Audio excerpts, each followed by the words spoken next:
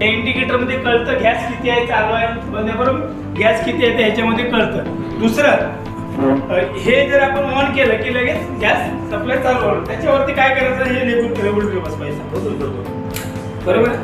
हे बसलं म्हणजे दाबल्यानंतर फिट झालं. आता काय झालंय, मी हा एक ऑन केलाय, हा एक बटन ऑन केलाय. ओके, आता बघूया साईडवर काय ना चालू करा. चालू नाही नाही ना, ठीक आहे चालू झालेलं नाही. म्हणजे काय झालं, मी दोन्ही बटन चालू केलं पण चालू झालेलं नाही. तर काय करायचं, हे जे बटन आहे त्याला दोनदा पुश करायचं.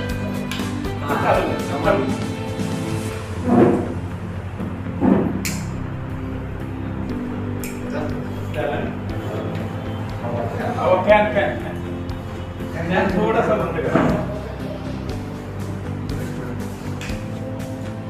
गॅस चालू झालाय. आता चहा बनवायची आपल्याला बरोबर आहे. तर बघा सगळ्यांना दिसतो ना गॅस चालू झालाय. आता घरात अशी कंडिशन आहे, एक तर इथून रेग्युलेटर मधून लिकेज होऊ शकतो गॅस. महिला मंडळ दिसत नाही सर, तुम्ही इथून काढा,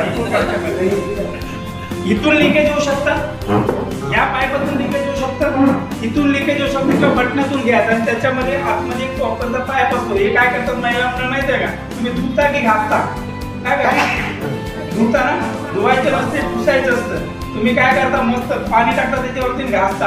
हा जिथं कॉपरचा पाईप आहे तो बंद लागतो, त्यांना तिथून पण लिकेज होऊ शकतं. आता आपल्याला वाटतं की त्याच्यानंतर हा जो पाईप आहे, गॅस सिलेंडर जिथं ठेवतो तिथं घरात जाऊन चेक करा तिथं किती कचरा आहे. आणि कचरा असेल तर तसंच मारा. कुणाच्या डोक्यात, नवऱ्याचाच मारा. तुम्ही नवऱ्याच्या मारा, नवऱ्याने बायकांच्या मारा. कारण ती जी जागा आहे ना गॅस सिलेंडर शेवटी सेफ साईड असते, तिथं कुठलाही कचरा ठेवायचा नसतो. पण असे काय तोंडून ठेवतात चिंध्या बिंद्या प्लास्टिकच्या पिशव्या बघितले. कारण मी घराघरात डेमो दाखवलेले आहेत. मला माहिती आहे किचन मध्ये किती घाण असते खाली.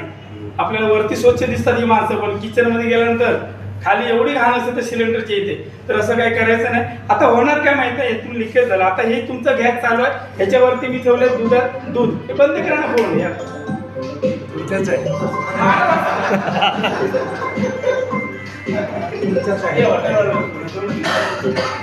सर बोला, ऑर्डर दिले हो, दिले हो, करा, लावा ठीक आहे. किती काळजी घेतात बघा तुमची. जोरदार टाळ्या कोणासाठी,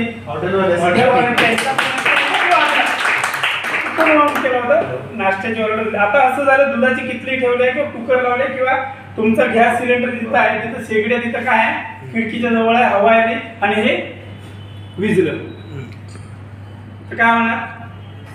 आता काय झाले, गॅस चालू झालाय बरोबर आहे.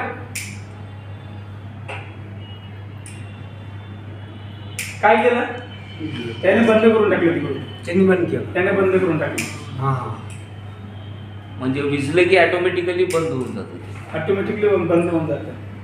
आता हा चालू आहे, आता मी पाईप काढतोय, चालेल काय होणार. चालू मध्ये जर तुम्ही पाईप केला तर काय होणार, घरचा काढू शकतो का, नाही तर हा काढतो मी.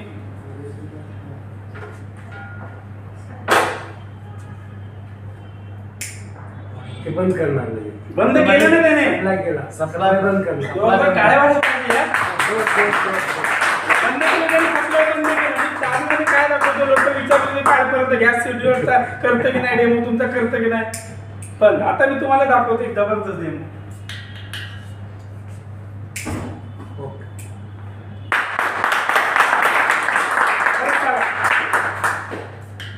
सप्लाय चालू झाली बरोबर आहे.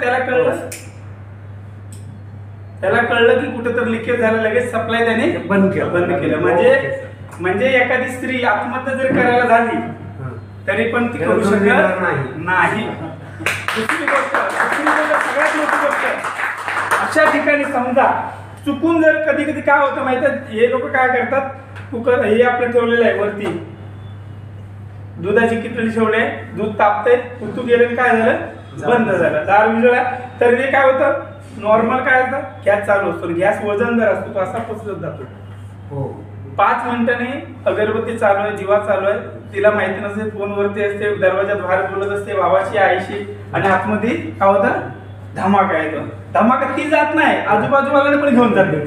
कारण जिथं जिथं स्फोट झालाय, मुंबईला तिथं स्फोट झालाय, मालाडमध्ये तुम्हाला व्हिडिओ दाखवेन. आता आपण प्रोजेक्टर लावून पुढच्या मिटिंगला रील, आज आपली तयारी झाली आहे. पुढच्या मिटिंगला प्रोजेक्टरवरती सगळे धमाके दाखवतो, कुठे कुठे काय झाले, किती रुपये 3 गेले ना. म्हणून आपल्याला जायचं नाहीये, आणि गेले तर गेले, एक पण माणूस जगत नाही तिथला.